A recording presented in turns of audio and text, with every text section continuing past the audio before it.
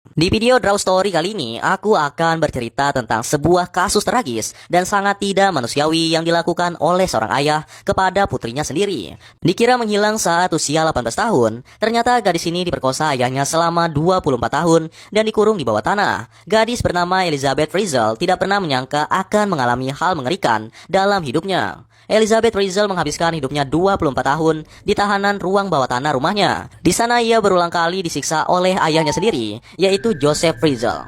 Semua ini berawal pada tanggal 28 Agustus 1984. Elizabeth Frizzell yang berusia 18 tahun tiba-tiba menghilang. Dengan rasa panik, ibunya yaitu Rosemary mengajukan laporan orang hilang karena sudah berminggu-minggu tidak ada kabar dari Elizabeth. Polisi pun melakukan penyelidikan dan pencarian, namun tidak juga menemukan jejak Elizabeth. Tidak lama setelah itu, entah dari mana, sepucuk surat datang dari Elizabeth yang mengatakan bahwa ia sudah bosan dengan kehidupan keluarganya dan memutuskan untuk kabur dari rumah. Ayahnya yaitu Joseph mengatakan kepada polisi yang datang ke rumahnya bahwa dia tidak tahu kemana Elizabeth akan pergi, tetapi bahwa dia kemungkinan akan bergabung dengan pemujaan agama, sesuatu yang telah dia bicarakan sebelumnya, seperti mengikuti sebuah ajaran sesat dan harus meninggalkan rumahnya.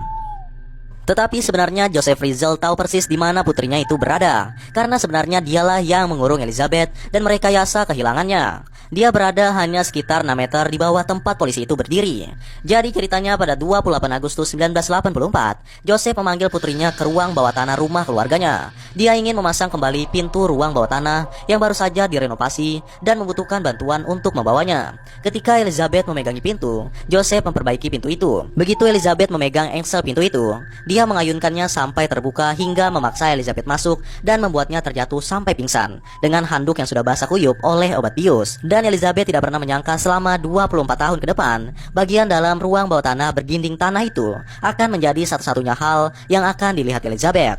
Ayahnya sebenarnya telah berbohong kepada ibunya dan juga polisi yang mencarinya, memberi mereka cerita bohong tentang bagaimana dia melarikan diri dan bergabung dengan sekte agama atau ajaran sesat, yang pada akhirnya penyelidikan polisi tentang keberadaannya akan menjadi terlalu lama, dan lama kemudian dunia akan melupakan gadis yang bernama Elizabeth Frizzell yang telah dinyatakan hilang.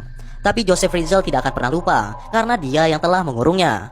Menurut pengakuan keluarga Frizzell, Joseph akan pergi ke lantai bawah tanah setiap pukul 9 pagi untuk membuat rancangan mesin yang ia jual. Kadang-kadang dia akan menghabiskan malam di sana, tetapi istrinya tidak khawatir sama sekali. Ia berpikir bahwa suaminya adalah seorang pekerja keras dan sepenuhnya didedikasikan untuk karirnya. Tapi bagi putrinya yaitu Elizabeth Frizzell, Joseph adalah seorang monster. Paling tidak dia akan mengunjunginya di ruang bawah tanah 3 kali seminggu, bahkan bisa hampir setiap hari. Selama 2 tahun pertama, Joseph meninggalkannya sendirian dan hanya mengawasi tawanannya itu. 2 bagian ruang bawah tanah yang kedap suara dijadikan tempat pengurungan Elizabeth. Kemudian dia mulai memperkosanya, melanjutkan kunjungan malam yang sudah dia mulai ketika dia baru berusia 11 tahun. 2 tahun di kurungannya, Elizabeth akhirnya hamil, meskipun ia harus keguguran 10 minggu dalam kehamilan. Namun 2 tahun kemudian dia hamil lagi. Dan pada bulan Agustus 1988, seorang bayi perempuan yang bernama Kerstin lahir di dunia. Tidak hanya itu, 2 tahun kemudian bayi lainnya lahir, seorang anak laki-laki bernama Stephen. Kerstin dan Stephen tetap di ruang bawah tanah bersama ibu mereka, dibawakan jatah makanan dan air setiap minggu oleh Joseph. Elizabeth berusaha mengajarkan mereka dengan pendidikan dasar yang dia miliki dan memberi mereka kehidupan paling normal yang dia bisa dalam keadaan yang sangat mengerikan. Selama 24 tahun di bawah sana, Elizabeth pun melahirkan 5 anak lagi. Satu anak diizinkan untuk tetap berada di ruang bawah tanah bersama ibunya. Satunya lagi meninggal tak lama setelah kelahiran dan dibakar Joseph dalam tungku pembakaran. Dan 3 lainnya dibawa ke atas untuk tinggal bersama Rosemary dan Joseph. Namun Joseph tidak serta-merta membawa anak-anak untuk tinggal bersamanya. Untuk menyembunyikan perbuatannya dari istrinya Rosemary, dia memanipulasi penemuan rumit anak-anak tersebut, sering melibatkan penempatan mereka di semak-semak dekat rumah atau di ambang pintu. Setiap kali menemukannya, anak itu akan dibungkus rapi dan disertai dengan sebuah catatan yang mengklaim bahwa dia tidak bisa merawat bayi itu dan meninggalkannya kepada siapa saja yang menemukan bayi itu untuk disimpan dan dirawat dengan aman. Padahal sebenarnya tidak lain itu adalah tulisan tangan dari Joseph. Yang lebih mengejutkan, layanan sosial tidak pernah mempertanyakan penampilan anak-anak itu dan membiarkan Frizzell menjaga mereka sebagai anak-anak mereka sendiri. Bagaimanapun, para pejabat mendapat kesan bahwa Rosemary dan Joseph adalah kakek nenek dari bayi-bayi itu. Tidak diketahui berapa lama Joseph Frizzell berniat untuk menahan putrinya di ruang bawah tanah. Namun pada 2008, salah satu anak di ruang bawah tanah itu jatuh sakit. Ia menderita penyakit yang sangat parah dan perlu perawatan dokter. Dan itu menjadi awal pembebasannya. Elizabeth memohon pada Joseph untuk mengizinkan putrinya yang berusia 19 tahun yaitu Kerstin untuk mendapatkan perawatan medis karena sakit kritis. Dengan terpaksa, Joseph pun setuju untuk membawanya ke rumah sakit. Dia mengeluarkan Kerstin dari ruang bawah tanah dan memanggil ambulan. Ia mengatakan bahwa ibu dari gadis itu meminta tolong pada Joseph untuk membawanya ke rumah sakit, sehingga orang-orang tidak curiga kepadanya.